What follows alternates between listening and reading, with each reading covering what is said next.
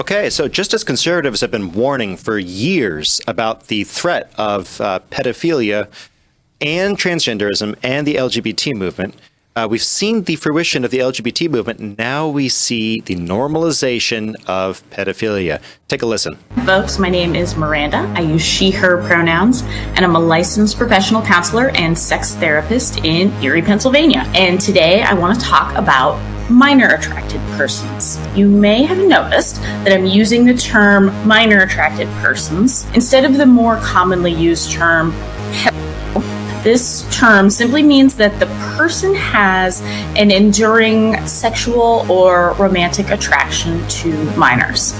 They've not chosen this attraction, just as the rest of us have not chosen whatever our attraction is. And you don't get to choose to be a minor attracted person. Some minor attracted persons are attracted to a specific age range of minors, while some are not. And some minor attracted persons are exclusively attracted to minors and are not attracted to adults at all. Some minor attracted persons are also attracted to adults. Let me just stop you there. I'm attracted to women. Not all men are rapists.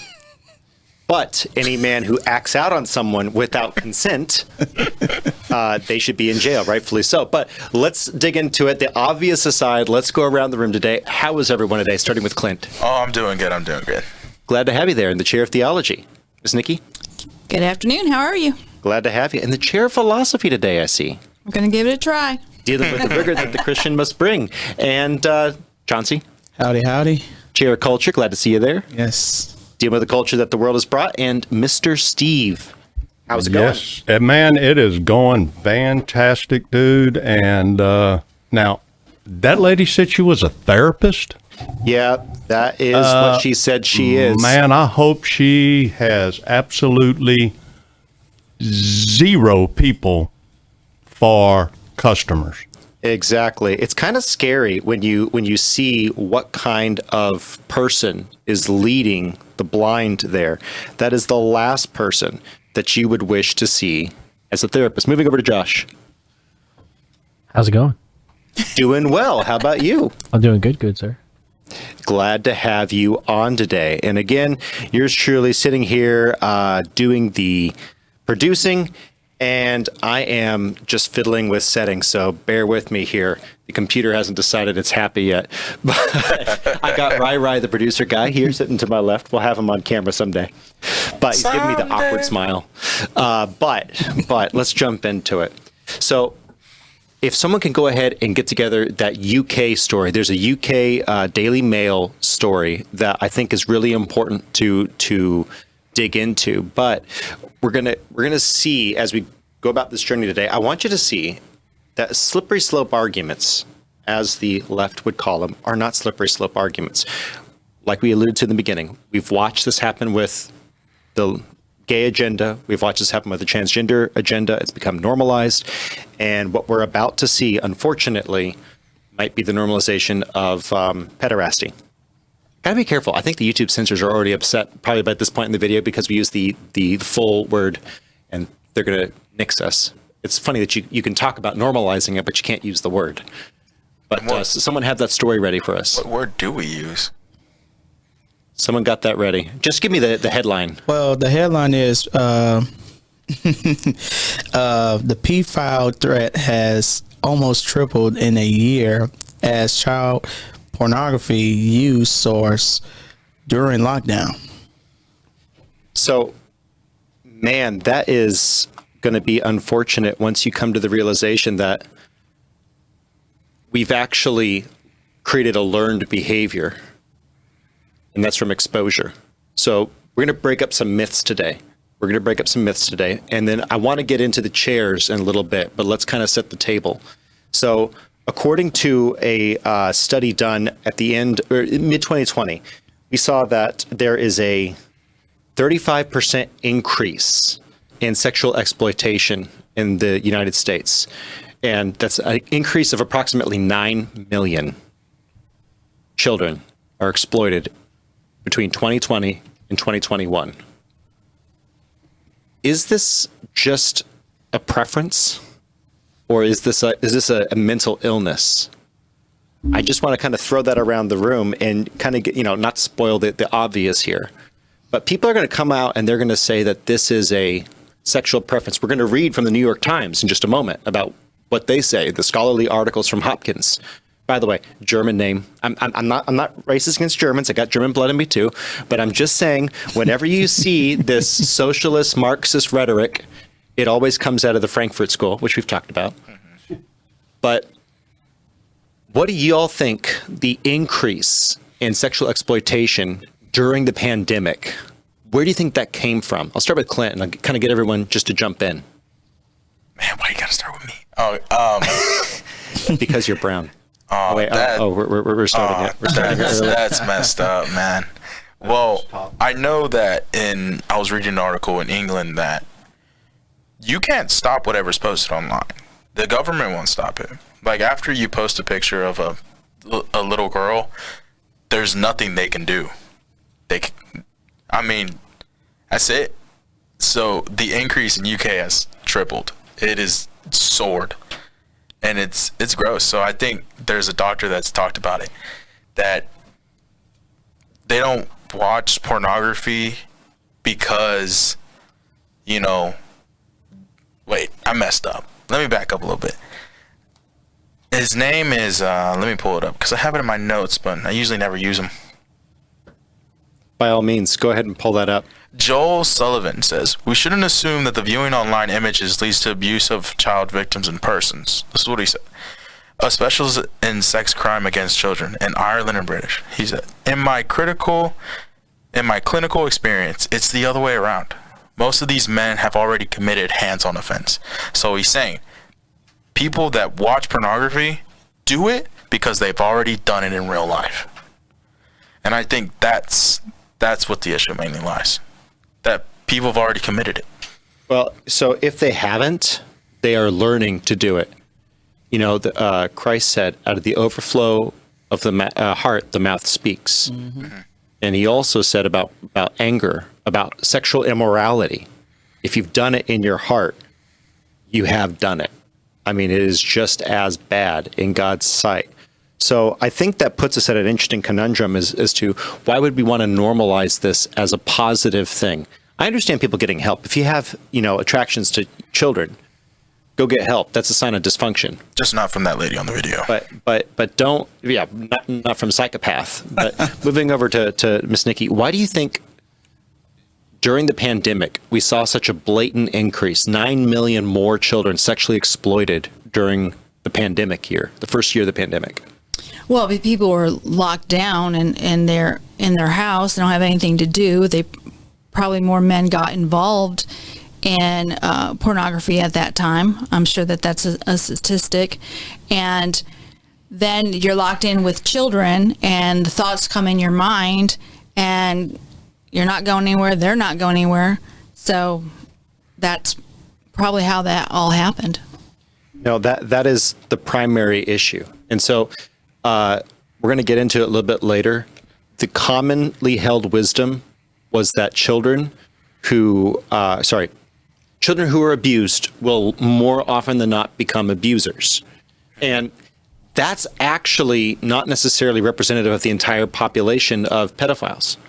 And that there's a really important distinction, and you just made it. It's exposure.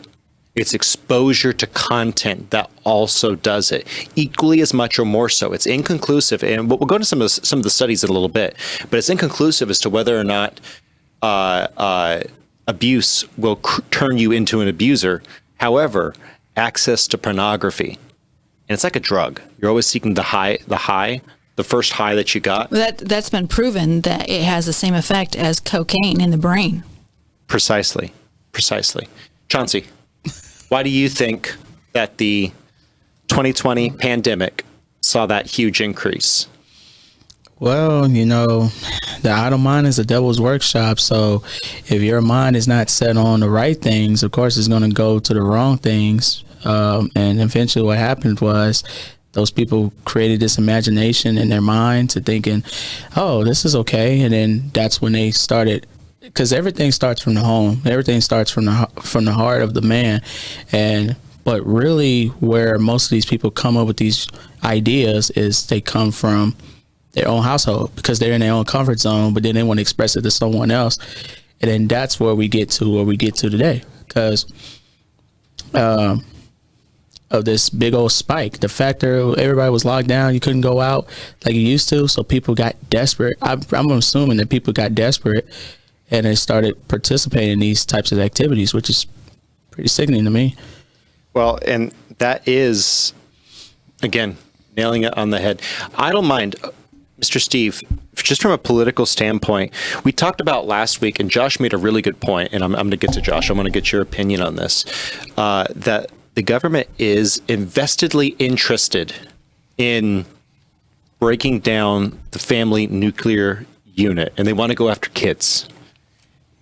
From the political side of things, do we actually see the government doing its job to break these people down and to remove this problem, or do we see them kind of allowing it to pass? Allowing it to pass. With the government breaking down the family, it's the families that have the breakdown, single mother homes, homes where parents have been remarried and you have step parents, is where majority of the pedophilia comes from. Now, it's also the fact that, like they've talked about, idle minds, people being in the home, and most everybody being there. That's true. But the thing is that the people that do it the most are those that are closest to those children, typically that have, say, like the most access to them, whether it's parents, whether it's relatives, whether it's step parents, those that have close contact with these children.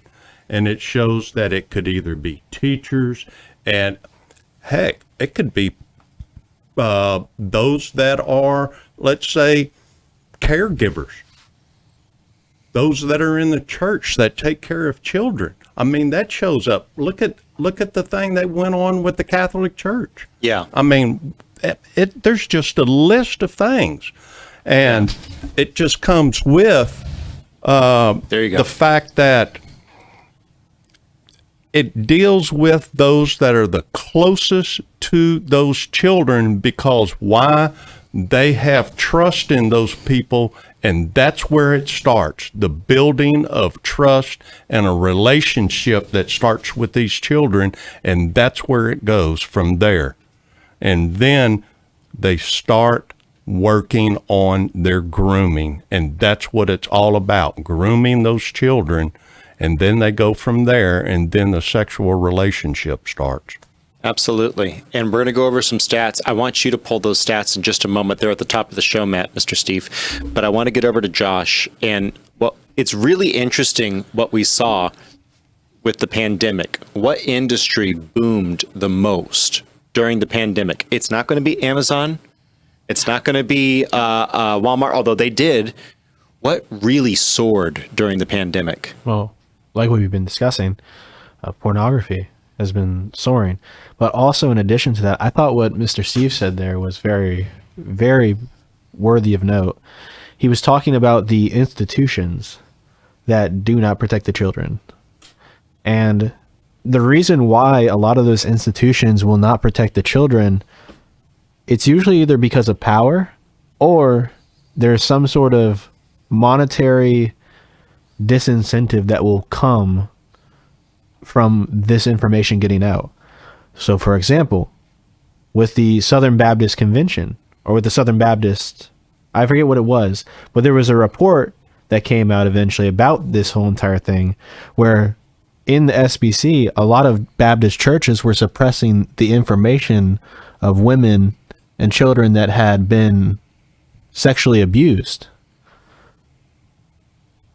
And they weren't making that information known. So you would continue to have these people who assaulted women or assaulted children in the churches. And thankfully, there are some churches, and a lot of churches do this actually nowadays, where they separate the children from the adults, and you have to usually go through a vetting process before you can be allowed to serve. But let's say for a small time Baptist church that's in the countryside, It's hard. they're probably not going to have the access to the funds to be able to use some of that software to be able to vet people. And so because they weren't making that information known to the public or known about the exact extent of what had happened, I mean, the problem would keep on persisting. And what do I think the motive was in that? I think it was perception, power, Yes. but also monetary incentive.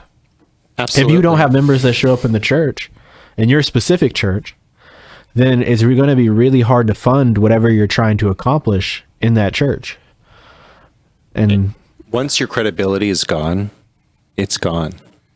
And once you lose that, it's awful. But that's why accountability is so important. that doesn't even just apply to the churches. That's I'm just using the church as an example because we're so connected with it in a lot of ways. But let's talk about whatever the institution be. If there ever was a cover up and it gets found out that something was being covered up, you would lose a lot of money as a company, and you would lose a lot of credibility and social standing with people's trust and minds. Correct. And so instead, and here's the funny thing, instead of trying to work for the root, and the root is one of three things typically, and again, I'm getting ahead of us a little bit here. It's exposure to violence, it's exposure to sexual violence, or it's exposure to pornography. Okay? And links in the description below. As always, we cite our sources. Everything's down there. Please look it up. But it's one of those three things. It's not always an abused child that turns into an abuser. You can make a pedophile. You can make that person. So before we get too much further, I want to get Mr. Steve to rattle off. This is from, it's dl2.org. This is by the way, a lot of great info there. They've got a great PDF, all the data in the description. But I want you to read off a couple of the stats about sexual abuse for children. Yes. Child sexual abuse is likely the most prevalent health problem children face with the most serious array of consequences. About 1 in 10 children will be sexually abused before their 18th birthday. That's 1 in 10. About 1 in 7 girls and 1 in 25 boys will be sexually abused before they turn 18. Now, think about that. 1 in 7 girls and 1 in 25 boys. So this is really, really prevalent. Okay, some stats are as high as 1 in 5 girls. Okay, right. But there's some problems with those stats. It doesn't matter. It's 1 in 10 is 1 out of 10 too many. Correct. And you're not going to be able to prevent evil all the time. But when we find something that works, you better be darn sure that we should use it as long as it is working in a proper and godly manner. So let's break down another one of those stats. And then this year, there will be about 400,000 babies born in the U.S. that will become victims of child sexual abuse unless there's something done about it. 400,000 babies? So there's a response to that. And if you want to know where it comes down to, it's primarily in human trafficking. You want to know why I'm against illegal immigration? You want to know why I'm really against it? What really gets me going? It's the fact that I've heard story after story of illegal immigrants being pimped out for work or prostitution, and their children, their 6-month-old by the way, if you haven't figured out by the title, this is not Get the Children Out of the Room. 3, 2, 1. 6-month-old babies are in high demand in brothels, and that baby doesn't last long. And I don't have to go into the details. If that baby does, they are marred and broken for life. Physically, they are broken. Their body parts, they can't walk. So you want to know why I'm against illegal immigration? Why that's a single issue, voting issue for me, as much as abortion is? It's because of garbage like that, because there are 400,000 babies that will be used that way. And think about the number of those children that will end up coming missing, never seen again. Absolutely. And by the way, you want to know where most children who disappear, where they really go? Significant amount of them. I don't know if it is the majority or if it's just a plurality. A significant majority of them are being trafficked, whether it's by a 1-to-5 ratio, pimp to people, or if it's larger. But often it is trafficked. There is more slavery in the world today with than a ever short has been. lifespan, and it's a short lifespan there. Yeah. Absolutely. Absolutely. So let's talk about where academia is going, because that lady right there is a sexual therapist, the one that we opened the show with. She is a therapist who is supposed to get you fixed from your malady.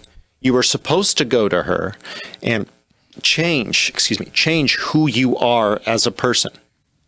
Instead of saying, why can't you grow up?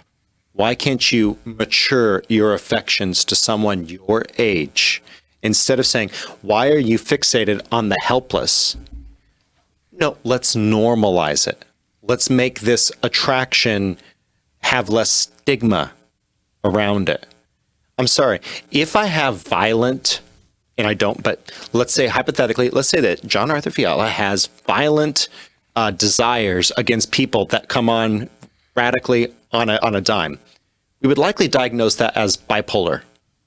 And we would not normalize that. We would say, dude, if you need medication, whatever it takes, chill. You need to calm that down. You don't start to, and I do want to put this before the chairs. When you start to take sinful impulses and you normalize them, or rather you excuse them, what happens? What are you doing theologically when you make that decision, Clint? You're corrupting your soul. Not only your soul, but like your connection with God. It's being severed every time. Like it's a very thick rope with God, correct? And if you keep sinning every time without repentance, you're cutting that rope. And the Lord's saying, okay, you want to have it? Have it. Take it to its full extent. But if you turn back and repent to the Lord and be like, hey, with all your heart, you repent, you turn away, the Lord will give it back to you. He will help you. But that doesn't mean you go unpunished. It's not, Lord, I screw up, sprinkle a little Jesus on it. Oh, it's all fixed. No. You mess up, you better pay for it. You better become, man, woman, you better man up and take it. Because if you want to do sinful things, you're a sinner. No matter what anyone says. Mm-hmm. You're a sinner. And sinners go to hell. That's a fact. Yeah. And that's all of us, by the way. By the grace of Jesus are we changed. But you can't normalize it. Oh, absolutely not. No. That's like normalizing murder. It's no different. It all comes down to what's true. What is true? Because right now, the therapist, she's looking at subjective truth. Indeed. And I want to throw that over to the chair of philosophy, because that's a really good segue, and that's where I was going. When you start to unhook yourself from the North Star, when you detach yourself from the anchor of truth, and you are now careening as a society, what becomes permissible with enough philosophical gymnastics? Well, when you start trying to suggest that this is normal, it's not their fault, and it's offensive to call them a pedophile, then what you have just done is you've opened up a door of opportunity for more children to become abused, children that cannot protect themselves. The scary part is they're leaning in the direction of, well, these people should not act these out. They need therapy, but we're going to treat them respectfully in the long run. However, child abusers are groomers. It's they know how to get around things. And I just, at this point in time, if a man is considered a pedophile, a parent is going to keep their children away from them. But if society starts embracing that this is normal, then I believe that's going to open the door of opportunity up for the pedophile to have opportunity to abuse a child. Because if they have robots now that are like little children, it certainly doesn't satisfy. Otherwise, it would take care of the problem.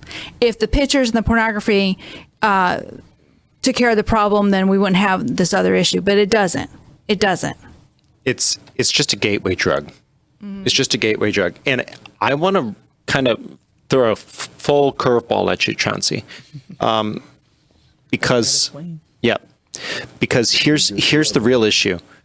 What do we see? She used the word groomers, which, by the way, has become a cancelable term on the Twitter and a bunch of other places. Although you won't be removed, you will certainly get hellfire rained down upon you by the left. But there is something to that, isn't there? When we say that we're doing drag queen story hour, and among drag queens, there is a Venn diagram overlap. There is a Venn diagram overlap. By the way, you'll see that they are overrepresented. Pedophiles are overrepresented in the LGBT population, as well as schizophrenics, as well as, and I'm not coming after them, but there is something in that grooming, isn't there? Oh, big time. Got these people called handlers that are in the industry. It's not even just at your homes. It's not even just in your schools. It's also on your televisions as well. I mean, we've heard numerous amount of stories of kids that used to be your childhood stars on Disney, your childhood stars on Nickelodeon, you name it. They was all a part of some type of abuse once upon a time. I mean, you even had former childhood stars that came out recently and just don't act or anymore because of the factor of what they have seen in the industry. So I don't think it's more of a thing where this is something new. This is something that's been going on a long time ago, but it just needs to be exposed. Absolutely. And you see that with the liberation movement, which has gone long past women's lib, and it's gone long past giving the right to vote, equal pay, getting rid of sexism at work. Hey, you know what? I don't know about the right to vote. I can go either way on that. Depends on what the woman wants. If she wants to draft, I mean, okay, let her be drafted too. I mean, it used to be that we considered that men were supposed to be the umbrella, the shield, the protector. But if you want to get rid of that, you can get rid of that. But all the other things, the right to work, sexism in the workplace, good. I'm glad that those things are, being attacked. Awesome. But it's gone long past that into sexual liberation. And the sexual liberation movement, that has done so much, and it is grooming people. It is grooming children for their movement. And we've watched, I'm going to get to you in just a second. We've watched the LGBT population double in our generation, Chauncey. And then in Gen Z, we've watched it quadruple. Oh, yeah. That's the only way they reproduce. Oh, yeah. I'm going to kick it off to him. But the thing is, I'm pretty sure like many people have heard this. There's a new site that's out there. It's called OnlyFans. And you've seen a lot of women that are participating in this like tremendously. And what they're doing now is they're doing this thing where they're advertising themselves, making themselves seem like that they're a business, and they're not a business. And it's just an open modern day prostitution thing. But absolutely. Clint? What? Oh, no. I thought he was going to say something. I thought you wanted to say something. Man, I was like, what? Chauncey. I always got something to say, but let me know first. Something. Meet Clint. Okay. Moving over to Mr. Steve. I do want to My bad, man. Sort of tease this out a little bit further, because we've watched this become institutionalized. And there's a group of people that wants to reduce the age. And this is a weird topic for me. Really hot take. I am not fully against lowering the age of consent. The only reason I fight it tooth and nail is because I know why so many people want to. Mm-hmm. Because in previous times, it was possible for an older person to have a godly relationship with a younger person, but that was dictated by the parents. We don't live in that world anymore. we live in a world full of predators. And so it's kind of a weird thing, right? The age of consent, and I don't want to make this about that, but what we see is the groomers, and sorry, YouTube, we'll never be monetized ever, but I do want to throw this to you and say, we see them starting to implement laws or attempt to implement laws and policies. And isn't that a perversion at the hardest core of what government is supposed to be? Oh man, gosh, you know it is, John Arthur. What is government's mandate? Government's mandate is to protect the people. That's what we vote them in office for. Is to protect the people, take care of us. We vote them into office to enact laws in order to take care of the people. And one of them for the president is to do what? Protect the borders of our country. Yep. That's not happening. We all know that. He's doing a terrible job of that. You know, he's doing a horrible job of that. He's doing just what he wants. But, you know, I mean, we look at this lady here that's talking, and what do people go to a therapist for? Because they have problems. They need some understanding, someone to talk to them. Here, what you're going to is you got a problem. You're going to talk to somebody who's what? Got a mental problem? Yeah. Well, wait a minute here. I'm going to go talk to somebody. I've got a problem, but she's got a mental problem.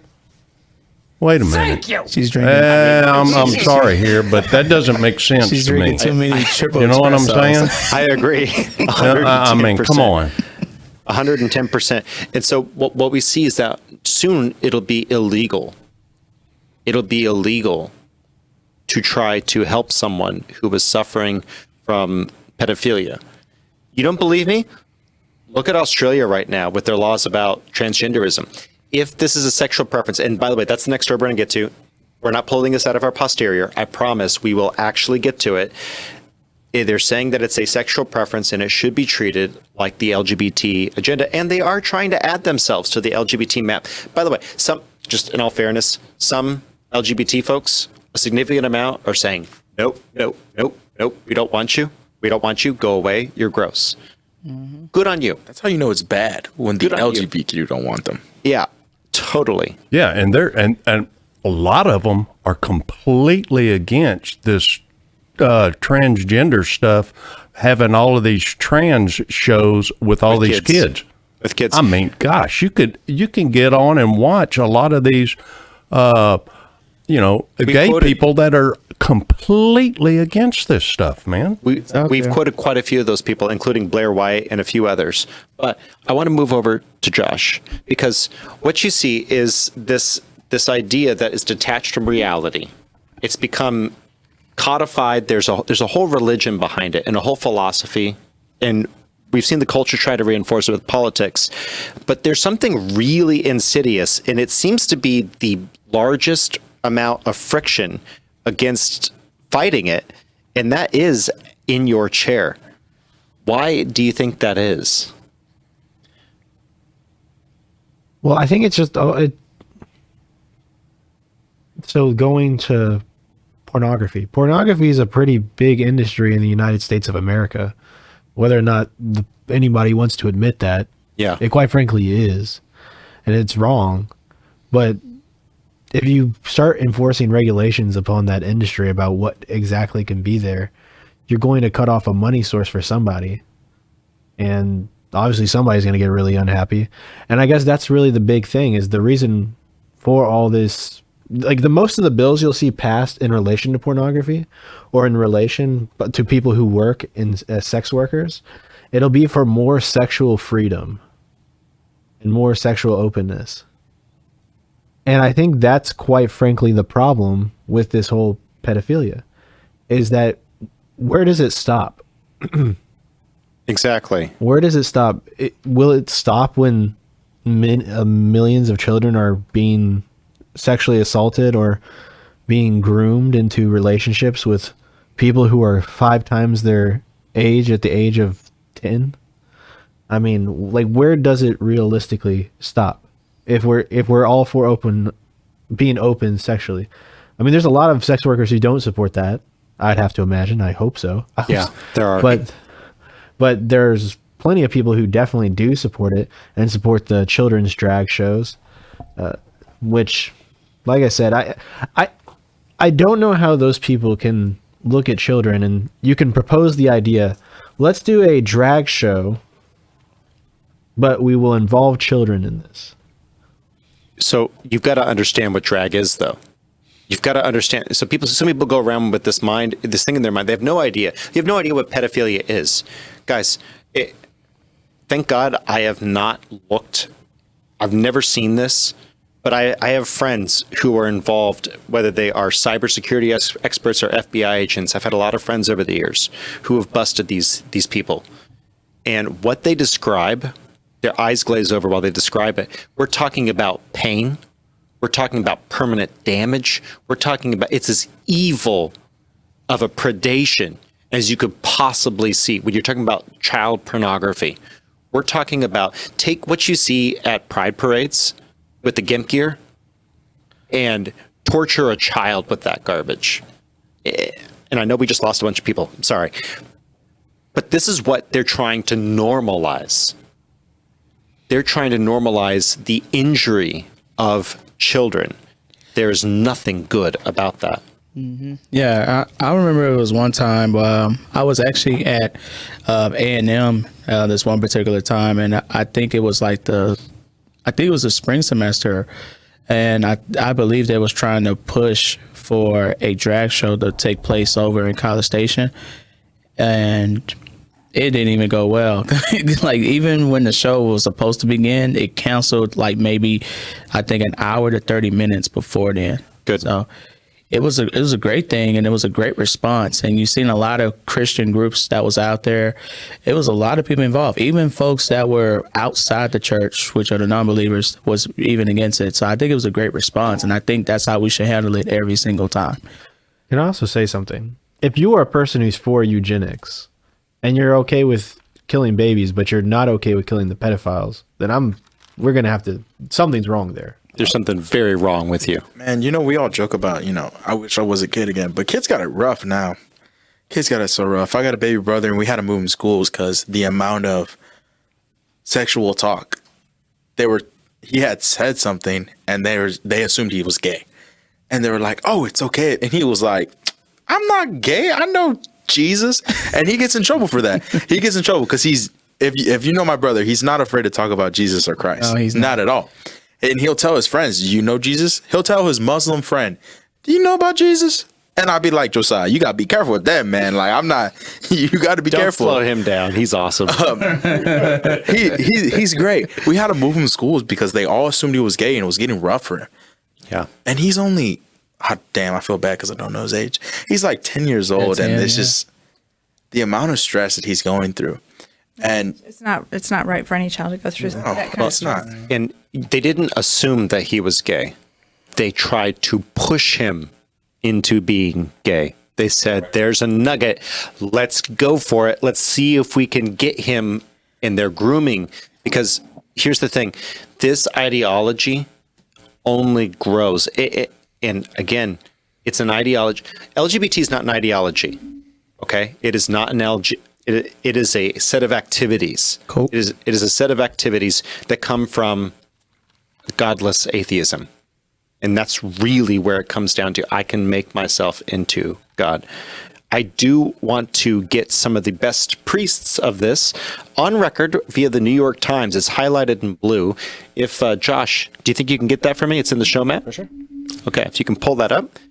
And this is a direct note out of the New York Times, and they're quoting folks over at Johns Hopkins, which, if you've been following the show for long enough, you know what we think about Johns Hopkins. John Money, all these other creeps and depraved freaks come out of John Hopkins. I'm not saying that everyone at John Hopkins is a freak. I am saying, though, that this does qualify in that category, Josh. So the article is entitled "Preying on Children: The Emerging Psychology of Pedophiles." Images. And do you want me to I just want you to get the science in recent years. Get me those 2 paragraphs. Mr. Steve's got it for you right there. Science in recent years has begun to provide some answers. One thing most pedophiles have in common, they discover, usually at teenagers, that their sexual preferences have not matured like everyone else's. Most get stuck on the same age boys or girls who first attracted them at the start of puberty, though some retain interest in far younger children. People don't choose what arouses them, they discover it, said Dr. Fred Berlin, director of the Johns Hopkins Sex and Gender Clinic. No one grows up wanting to be a pedophile. Okay. So, by the way, if you read the full article, link in the description, they later go on to say that we need to normalize this as minor attracted persons. They say we need to normalize this, although this is something that is unnatural. They admit that it is a preference. It is a preference. If we all, every person in prison, we talked about this recently, John Maslow's law, or Dr. Maslow's law. The highest pinnacle of human expression is self-actualization, says Maslow. Well, let me come back with that and say that every single person in jail, they're in jail because they self-actualized. Okay? I'm just saying they self-actualized at some point, and that's what that is. So you cannot normalize. You cannot normalize it. So again, not to beat the dead horse dead over there at the chair of theology, but what did God say about the thoughts and intentions of man, a man's heart? They're all wicked. All of them are evil. We lost. I don't want to say we lost it, but we broken the bridge to Christ because Adam didn't, man, that's a little vulgar, but he didn't have the balls to tell Eve, quit it. He didn't have enough manhood to tell the snake, stop it. Because we all know Adam was right there. Adam was right there. He could have been, woman, go over there. I'm about to beat up this snake real quick. We all know he could have done that. But no, through his passiveness, he fell into sin. I know most men like to say, oh, it's Eve's fault. No, we're just as much as accountable. We're even held to more accountability. Correct. Because we are the head of the house. Correct. And for God talks, he doesn't talk directly about pedophilia, but he does mention his little children. In Matthew 18:6, it talks about whoever shall offend one of these little ones, which he's talking about the children that he's called forth in front of him, which believe in me, it was better for him that 1,000,000 milestones were hanged from his neck and that he was drowned in the depths of the sea. That's mentioned 3 times in the Bible. Matthew, I think in Luke as well. It would be Matthew, Luke, and Mark, I believe. Yeah.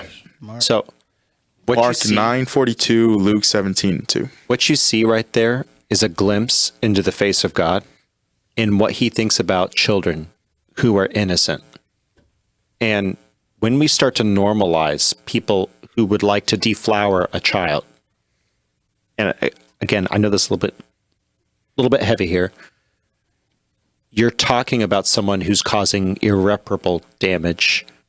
So I want to go over to Miss Nikki, and I want to kind of break down why, from a philosophical standpoint, we talk about children can't consent. You know, that is the standard. Why can children not consent? What puts them in that position?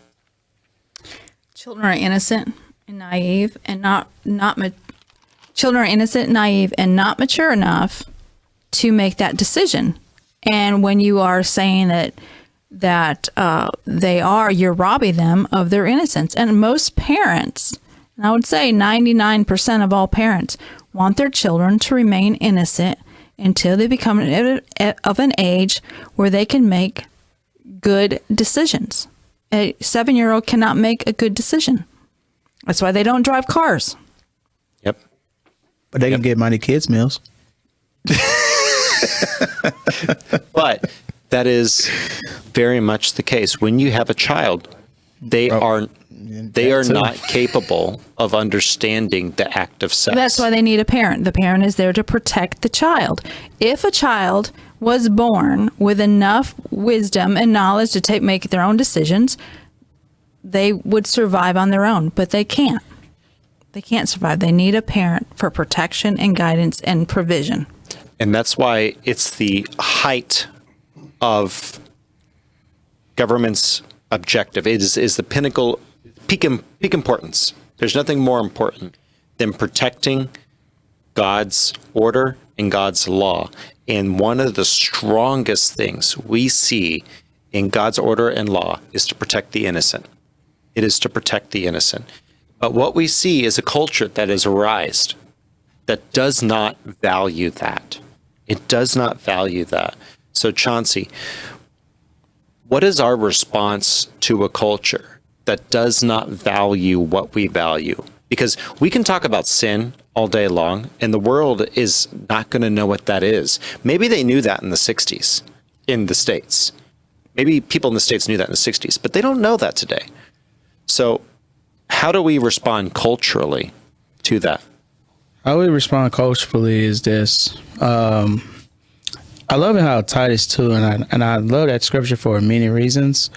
Because number one, you have the older folks looking over the younger folks.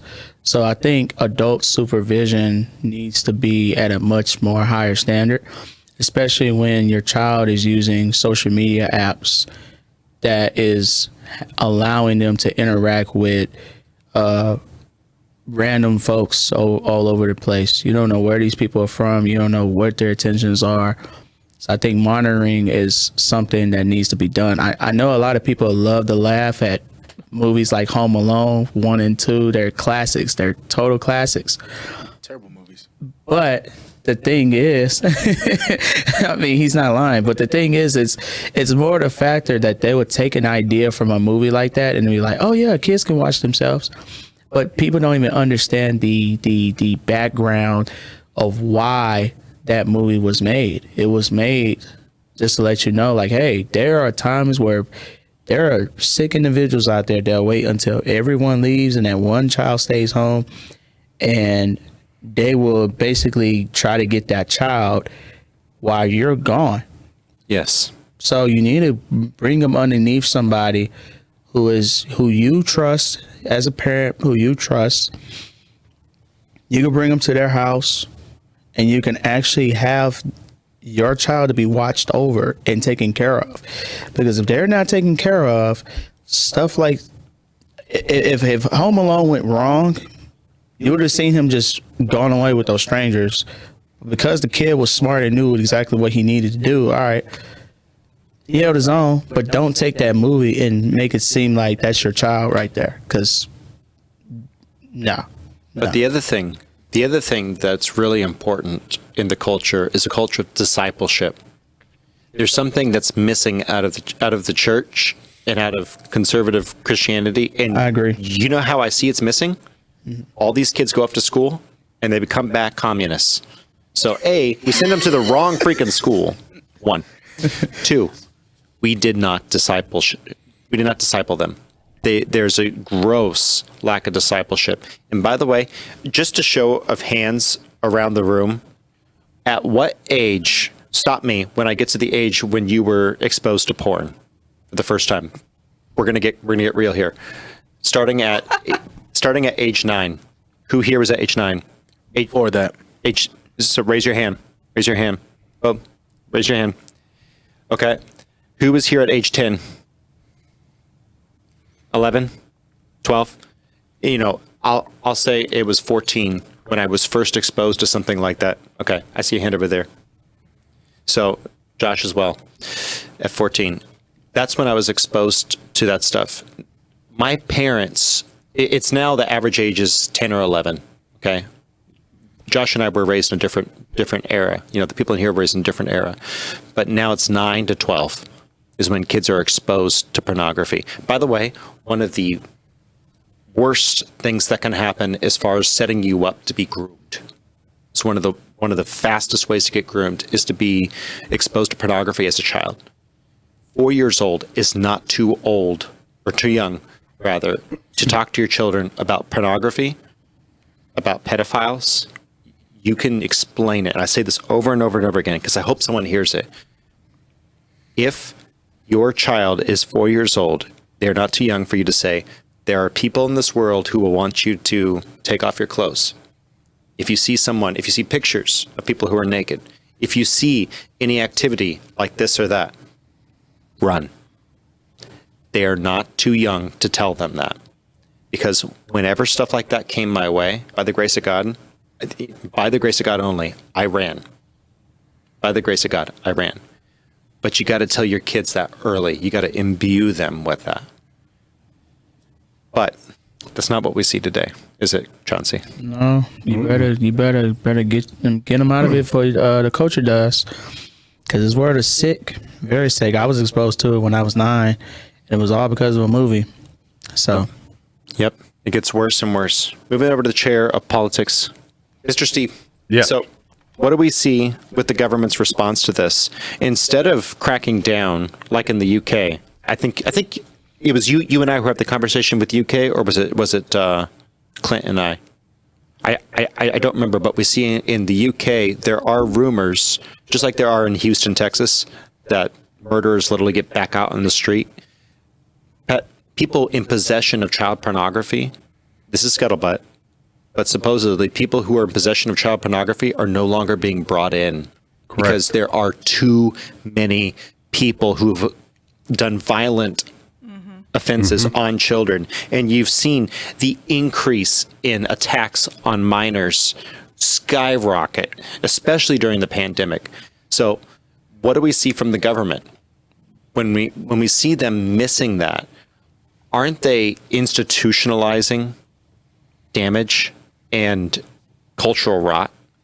Oh, why, yeah, man. You got here. Okay, here's an instance. Okay. They get pedophiles, and you find out, say, you see what happens. A guy does something to, let's say, 5-year-old girl.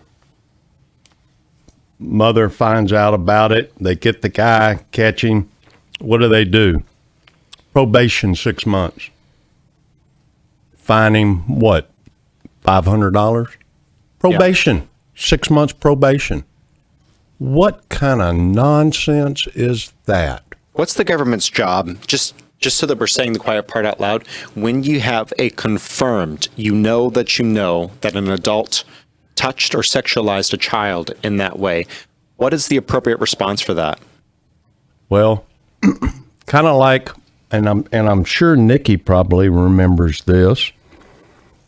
Mine would be just like the guy back during our time who's had a gentleman who had a daughter that was a man who did this to his daughter and ended up killing her too. They were bringing him through the airport. Oh, he was smiling and carrying on. He was on a phone, pretending to be on the phone. As soon as he gets right by him, he turns around, pops him in the head with a pistol. Yeah. Hands him the gun. Guess what? They turned him loose. Turned that father loose. Send that one to me because I remember it. I don't have it handy. I'll look it up and send it to you. If we remember, guys, we'll put it in the link down below. But it's actually one of those movies where you just go, yes. Yes. My generation, it happened. And people that are my age, I guarantee you can remember that. And that's the appropriate response. Okay, here's an instance. Epstein Island. Yeah. I'm sure everybody remembers that, right? Yep. Here's another one. And I'm sure Nikki remembers this. John Wayne Gacy. Oh, I looked him up. Oh. It was really interesting. His thing, kids. I don't remember exactly how many, but it was double numbers. He not only assaulted these kids, but he killed them afterwards. Okay? So let me be clear. Sexually assaulted them and then killed them. Yep, the clown killer. If right. Anybody doesn't know. Exactly. Yeah. No, that one is good. So let me be clear here. We're saying, and this is the consensus here in this room for the most part. And by the way, I would consider this a based opinion. Most people find this as legitimate. When you touch a kid that way, you should not get out in 5 years. You should be dead. if you have the inclination to touch a kid that way, you haven't committed a crime yet. Go get help. And that should be real. We should be able to diagnose and deal with the problem in people who have those issues. There should be a place for people who are struggling with attraction to minors. That really should be a thing. We're not saying don't do that. We're saying don't normalize it. Do not normalize it. Because once it's normal, it's not long before it becomes accepted. Okay? Once it's no more than just an alcohol addiction, that person, when they commit a crime, we're already letting them off with 6 months, a year, 5 years. If it's normal and you say it's normal, then the pedophile can say it's not my fault. I was born this way. That's right. I was born this way. It is not my fault. I should not be held accountable. I can't choose. I don't have free will. Hey, I've said it over and over again. I was born a heterosexual male. If I acted out on every single impulse that I had that gone through my brain, if I didn't regulate and suppress the more basest instincts in my head, I'd be in jail, and rightfully so. And I think every man in here can agree with that. If every man acted out on every instinct that went through his noggin, they'd be in jail. I'd rule the world. You know, John Arthur, here's the thing, that people who are child molesters, when they move, they're supposed to notify the authorities of where they live. Now, if they don't, they're supposed to get in trouble. Mm-hmm. That doesn't happen anymore. Yeah. Okay. It's evading their privacy. This is how I know. Okay. My son and this is why he ended up moving. They used to live in a 2-story house.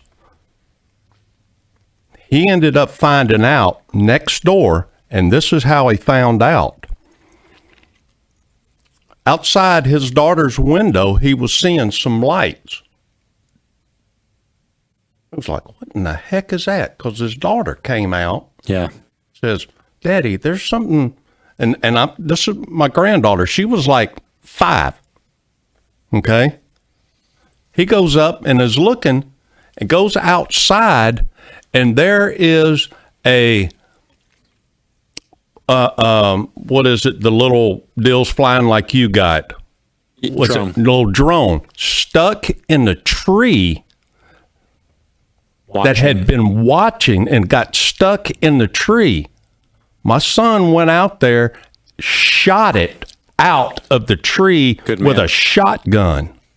Went down the street to a police officer that he knows. I know him personally myself. Told him what happened because he came outside. He heard the shotgun go off.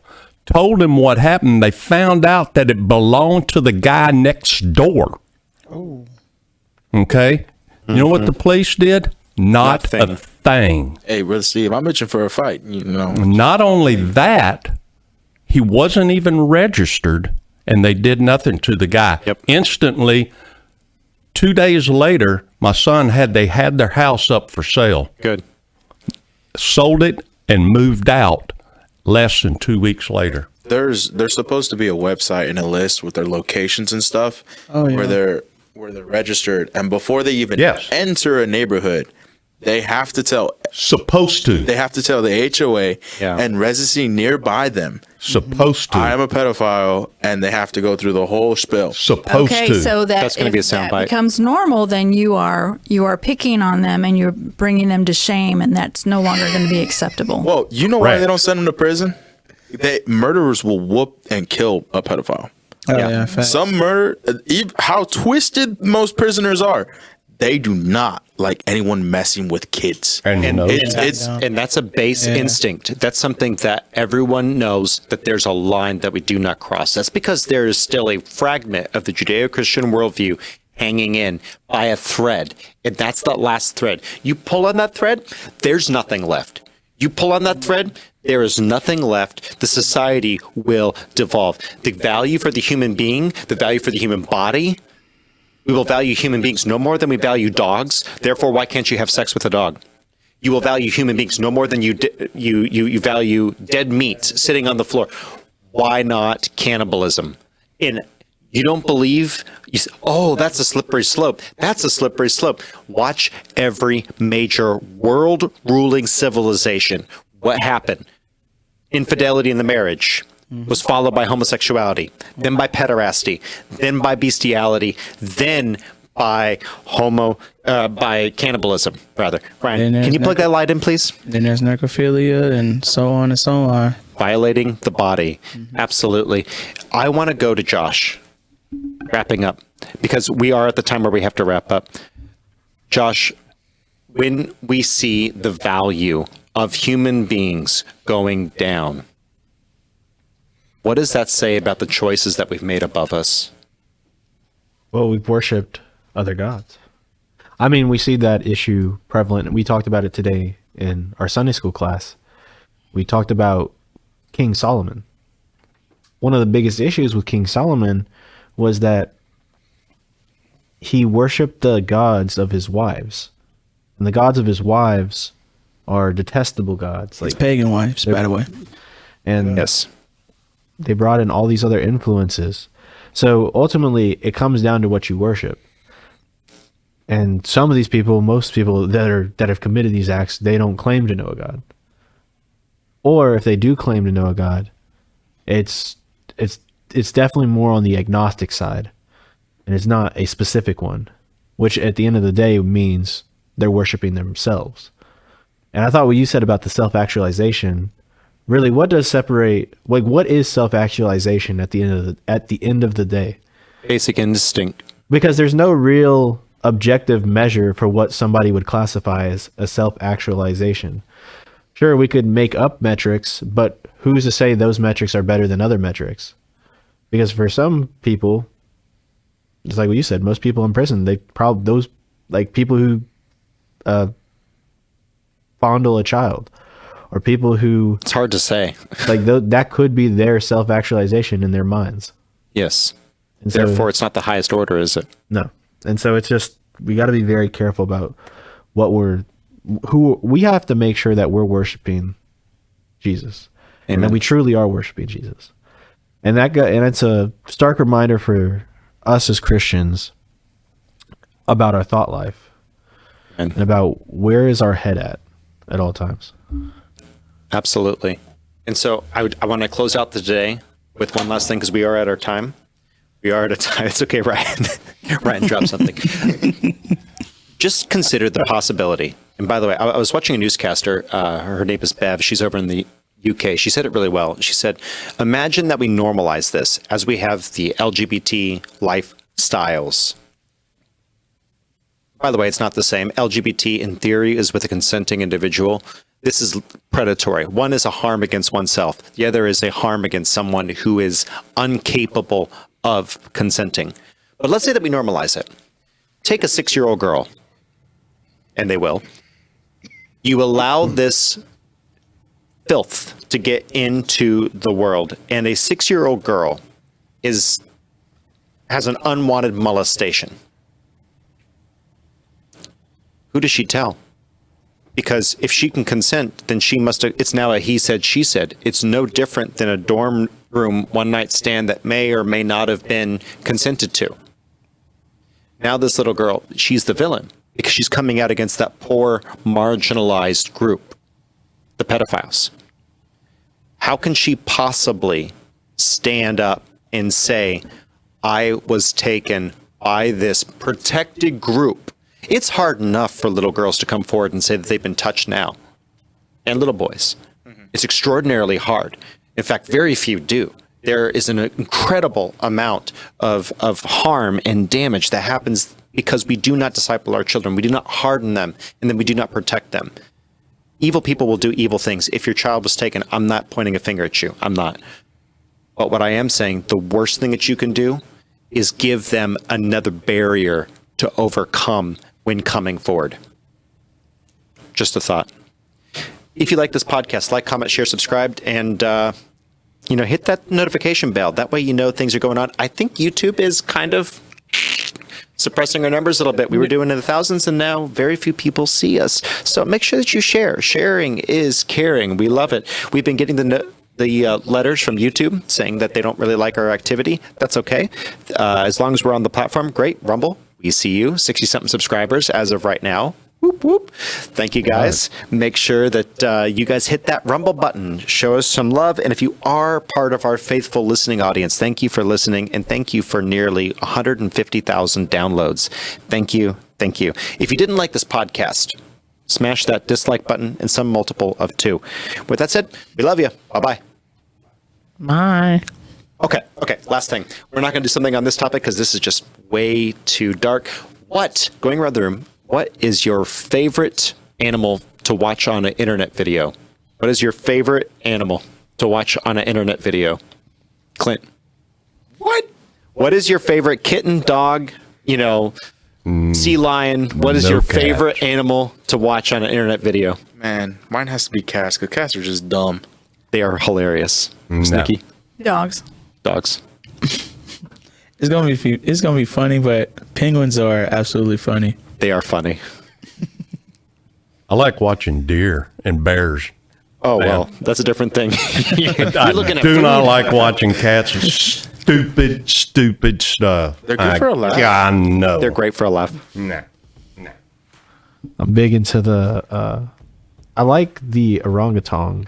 The orangutan. But I also, Orangutan. but there was another thing I also like. Otters. Otters. Otters are hilarious. Although some of the silly best video on YouTube, it delivers. Horse kicks tree, farts on dogs, and then runs. Yes. That is one of the funniest. That is one of it the- delivers exactly what Yeah. you expect. It was not clickbait. It was one of and the dogs are mad. They're chasing after that horse like, what did you just do? But that horse was totally trolling them. With that said, tell us in the comment section what your favorite stupid animal video is. With that said, we love you. Bye-bye. Bye.